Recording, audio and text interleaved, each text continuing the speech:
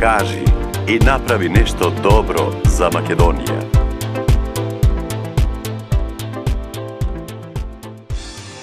Почитувани гледачи, добро дојдовте во уште една емисија насловена како кажи и направи нешто добро за Македонија.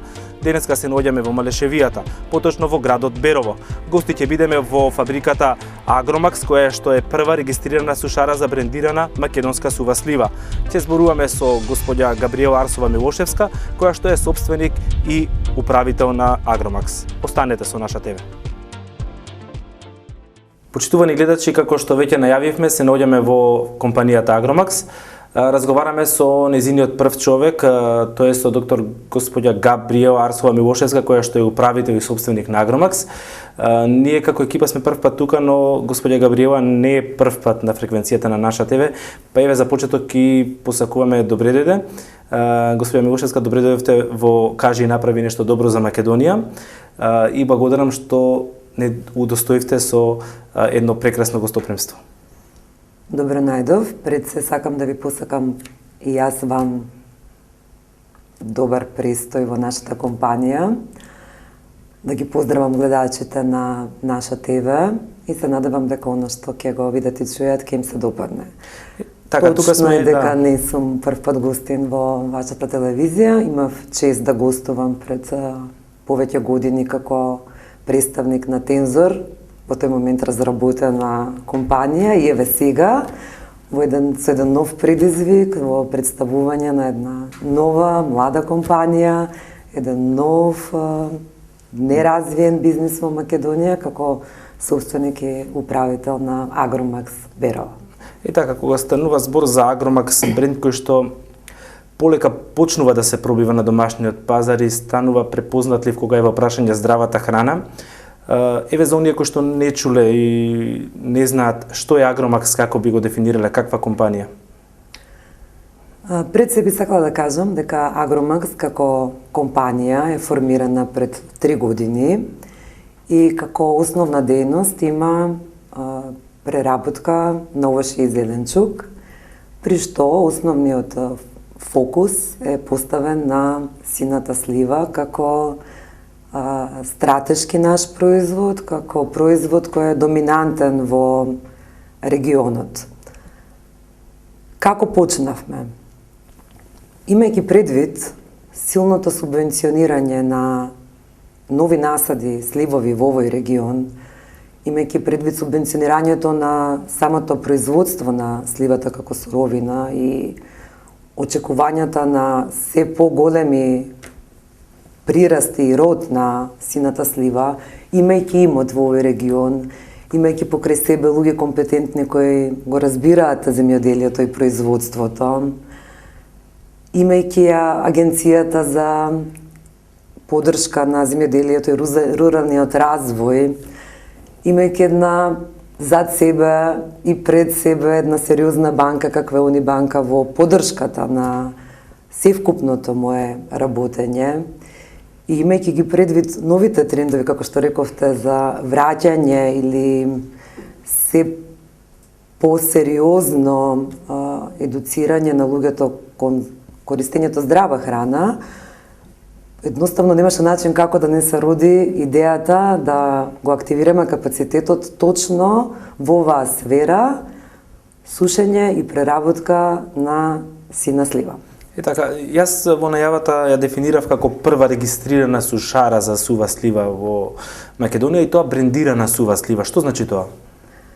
Па видете, откако се роди идејата и тргнавме, прво нешто што направивме беше апликацијата за во ИПАРТ програмата за ваков вид производство, кое нормално повлече и размислување и набавка на една сериозна опрема, значи тоа е најновата технологија за преработка на овој производ, при што сета опрема е изработена од инокс, при што самата сушара работи специфично, тоа понатаму ќе го коментираме.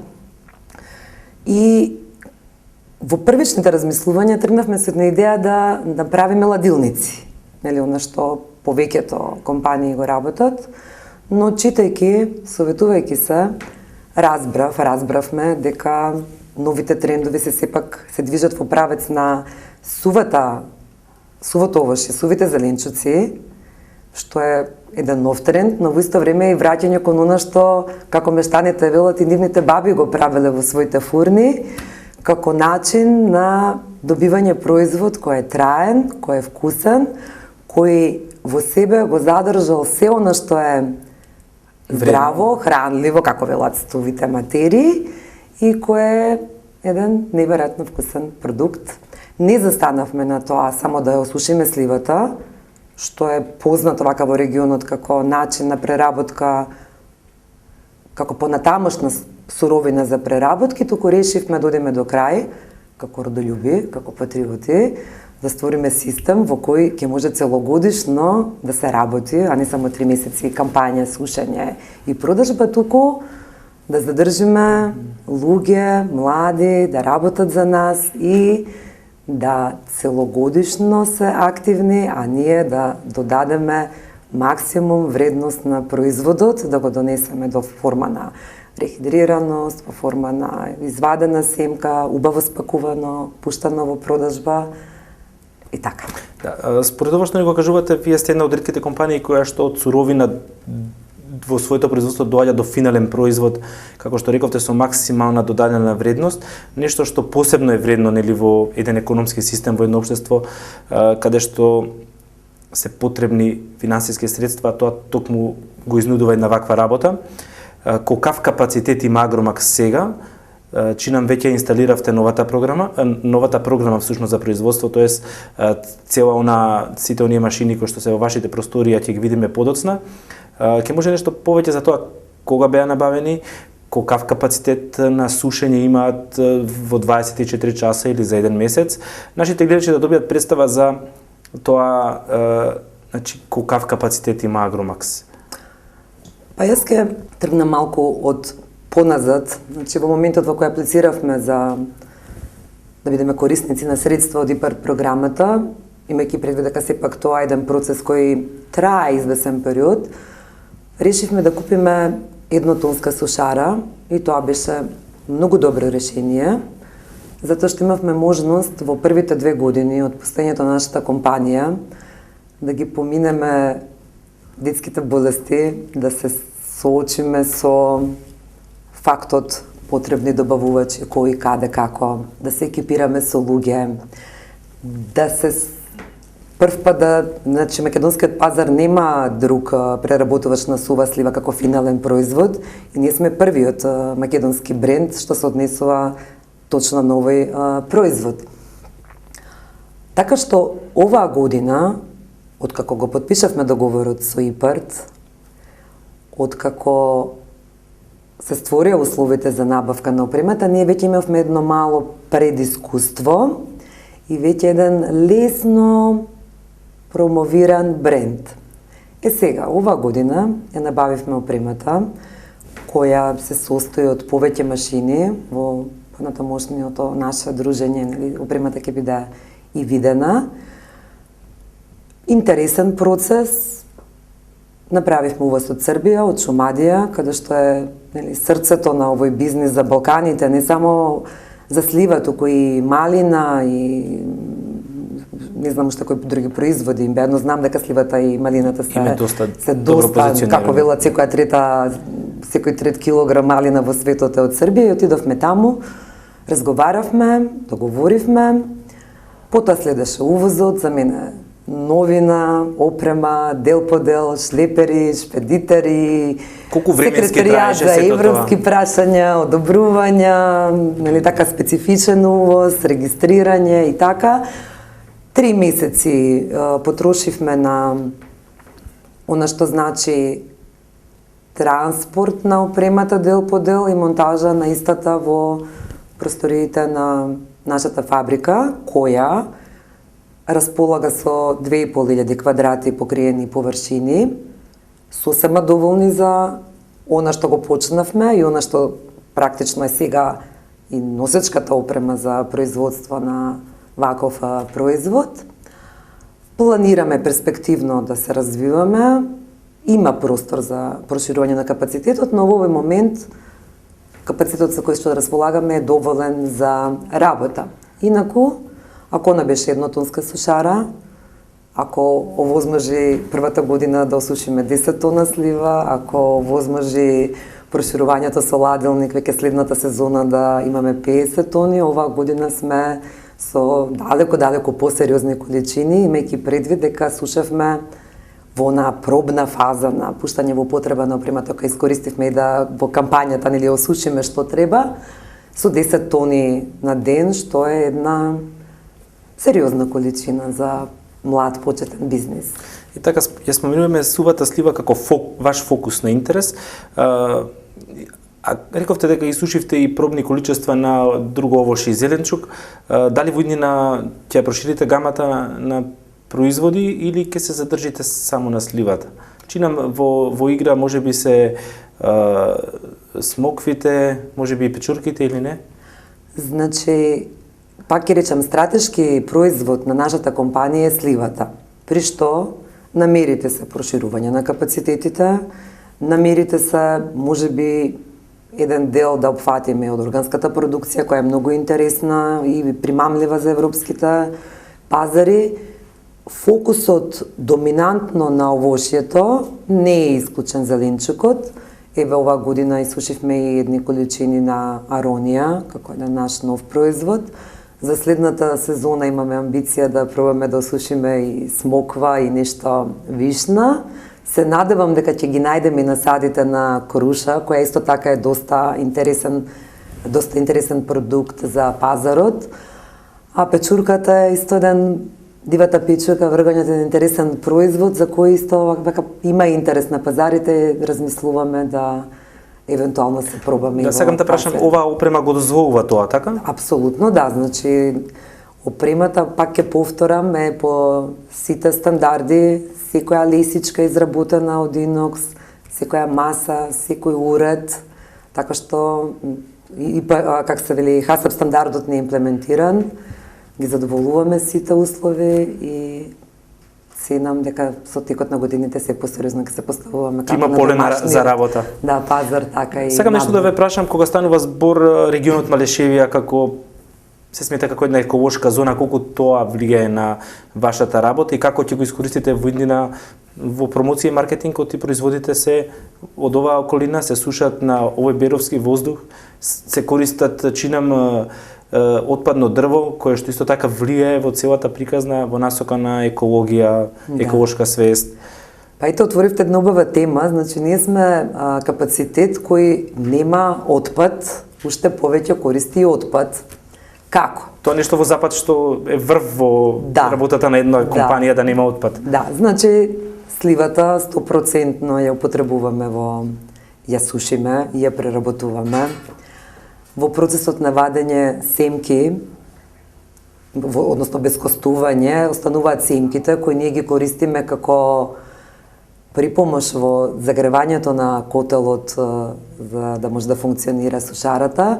Перспективно и се сме во некои преговори, се зборува за масло од јатката на семката, потоа семките како можна суровина за брикети, значи се отвара уште еден, не само да го сведеме на наш дел од енергенците, туку да добие една друга содржина, а пак откупуваме, освен што откупуваме дрво кое ни е потребно за загревање на котелот, затоа потоа ќе зборуваме нека на загревањето е индиректно енергенсот е дрво, затоа што сме во Малешевските планини, затоа што има големи количини на дрво, соседени се шумското предпријатие, но во добра мерка користиме и отпадно дрво од пиланите, со што го намалуваме нивниот отпад, а правиме заштеда едно и второ помагаме во заштита на ова убава еколошка сертифицирана средина.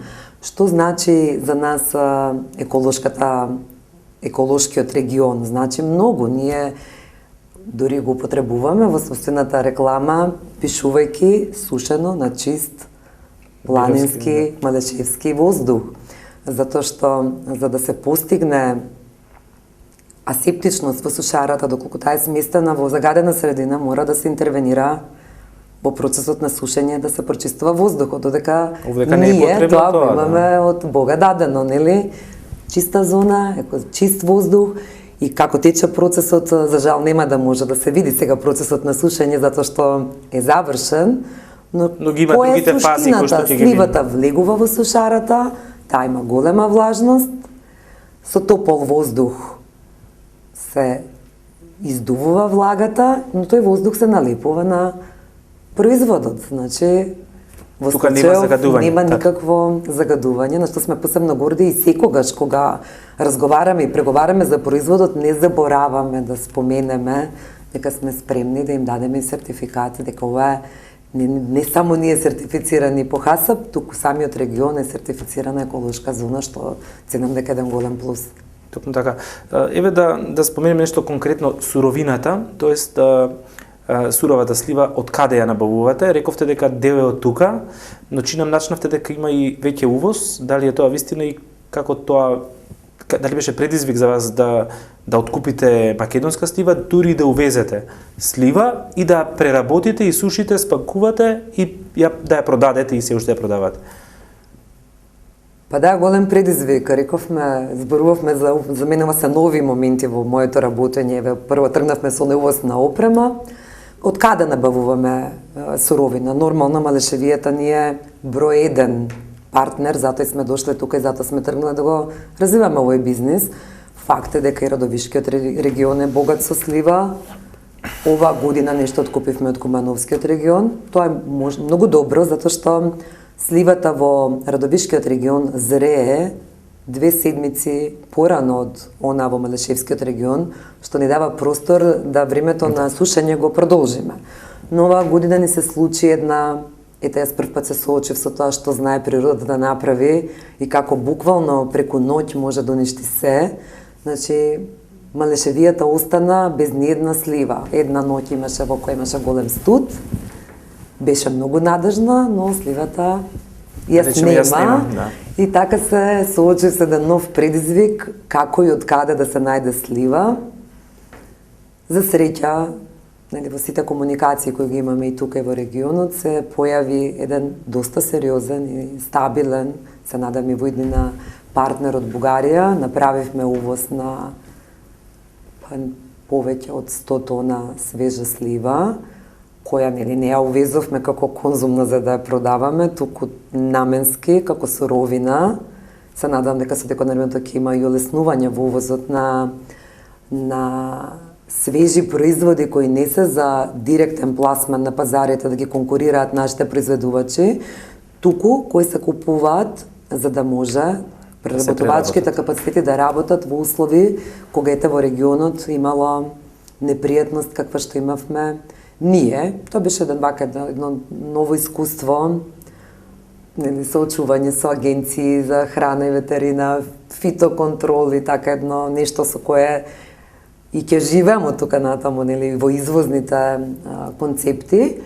Тој проект е многу добар затоа што договорот е откако ќе се преработи сливата до крај, добар дел од тоа да вратиме назад на бугарскиот пазар, што воедно значи освојување на тој пазар, што за мене мислам голем предизвик, а воедно една win-win комбинација каде што и бугарскиот партнер е задоволен и ние исто како. Токму за тоа и го потенцирам ова, оти Македонија досега се преципираше како земја која што извезува суровина, извезува овошје, зеленчук, наливно вино, грозје, а сега веќе вие правите нешто ново што е за поздравување.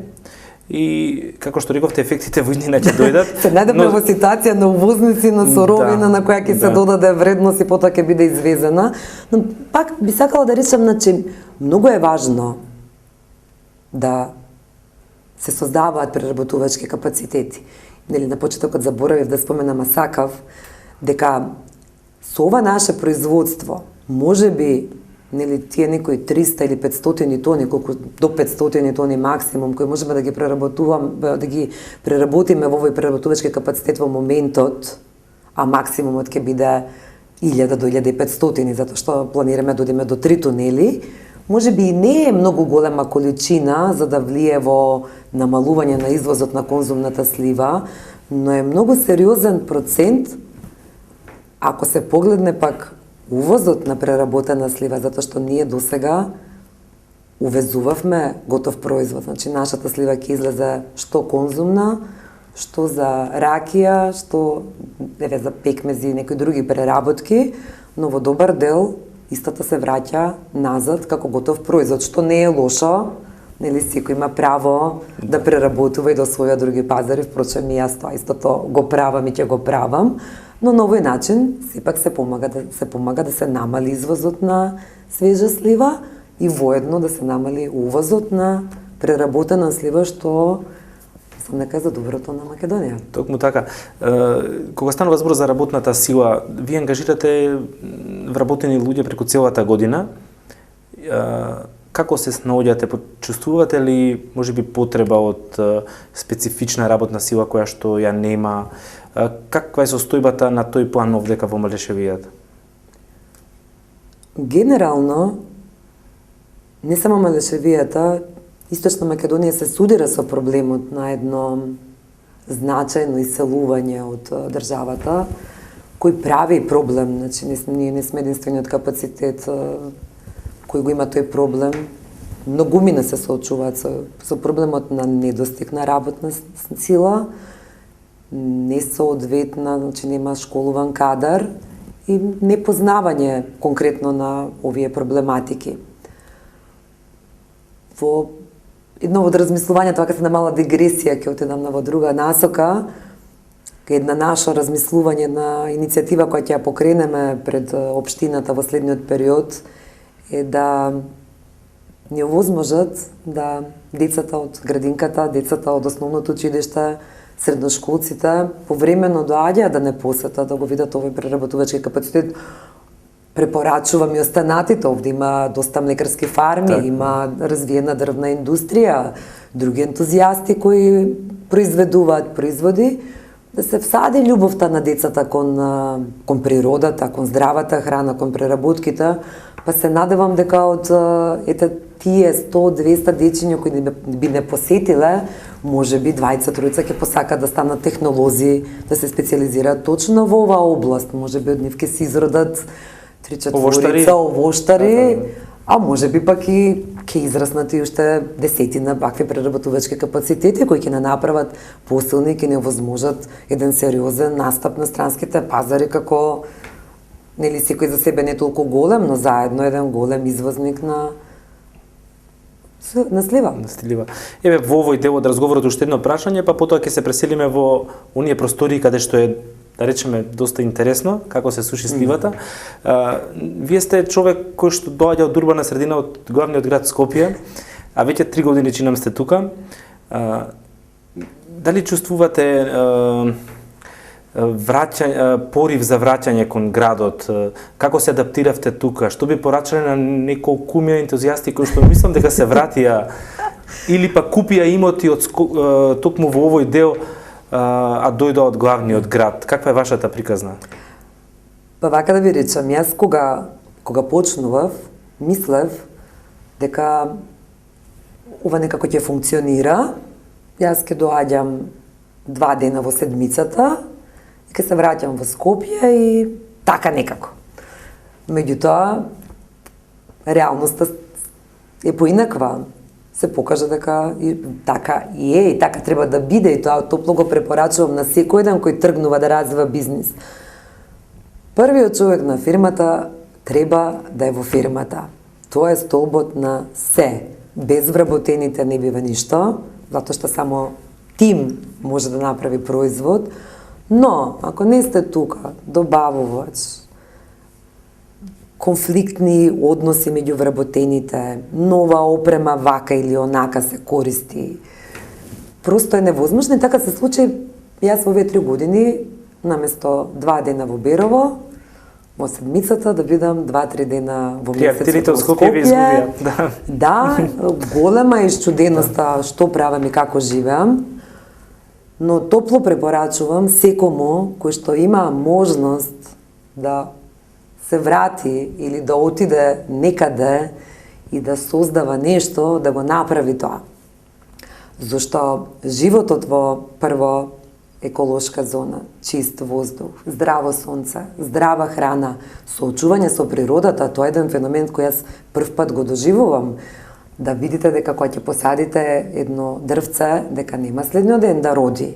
него ќе си чекате 2-3 години ливчиња, гранчиња, 3 јаболка, 10 јаболка, ќе се учите на една трпеливост, кој што треба да трпеливост, истрајност, мора да нахраните, да помогнете. Дали е така и во бизнисот? Дали направите паралела? Нормално, јас ја чувствувам промената во себе, во средбите, со моите пријатели во Скопје, нели, една еден порелаксиран настап, една поголема воздржаност, едно поинакво темпо на живење, многу здраво и многу добро, и човек се чувствува многу позадоволен со себе кога денот е активен и физички и психички, кога нели вечерта на крајот на денот ќе си кажете да, јас денес ова го сработив и тогаш е сонот здрав, мирен, спокоен. А она што велите ентузијасти, она што ме радува, нели, наспрам моментот дека има иселувања, па има еден интересен процес, јас само можам да зборувам за Малешевијата, затоа што тука сега живеам. Например, во нашиот град има еден господин кој каде ли не во светот работел, што ли не на какви одговорни позиции, и денеска тој еден сериозен одгледувач на органска аронија со 5-6 хектари аронии и се гледа еден здрав дух, една енергија од контактот со природата.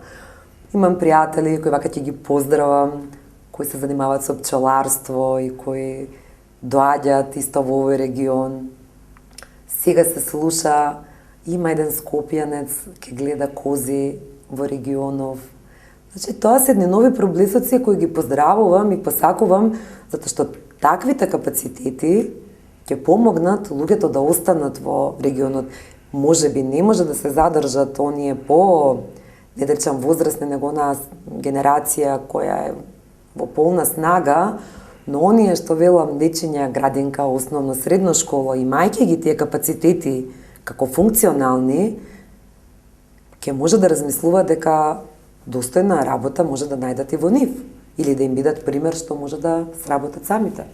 Во таа насока една порака или поговорка што чинам ја чув изминативе недели, доколку сакате да се пронајдете себе си, изгубете се во природата. Тоа е токму тоа што вие го говорите.